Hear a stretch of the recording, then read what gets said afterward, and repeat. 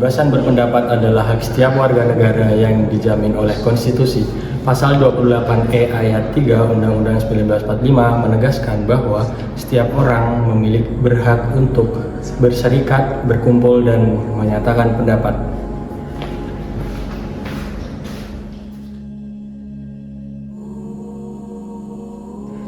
Namun dalam praktiknya, kebebasan berpendapat di Indonesia masih menghadapi berbagai tantangan. Di antaranya pembatasan berekspresi di ruang publik, kriminalisasi kritik di media sosial, dan maraknya hoax dapat menjadi ancaman bagi kualitas demokrasi di Indonesia.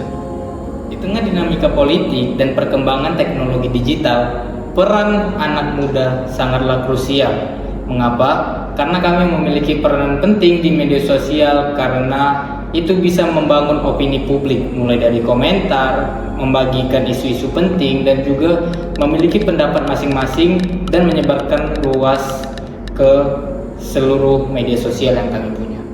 Ya, kebebasan berpendapat bukan berarti bebas tanpa batas. Setiap pendapat harus disampaikan dengan tanggung jawab, berlandaskan hukum, etika, dan nilai-nilai demokrasi.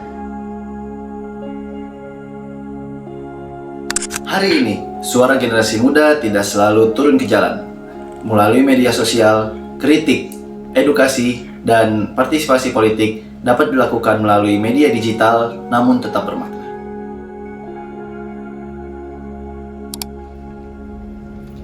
Masa depan demokrasi Indonesia sangat bergantung pada generasi muda bersuara hari ini. Bersuara bukan hanya untuk hak, namun tanggung jawab kita sebagai masyarakat Indonesia.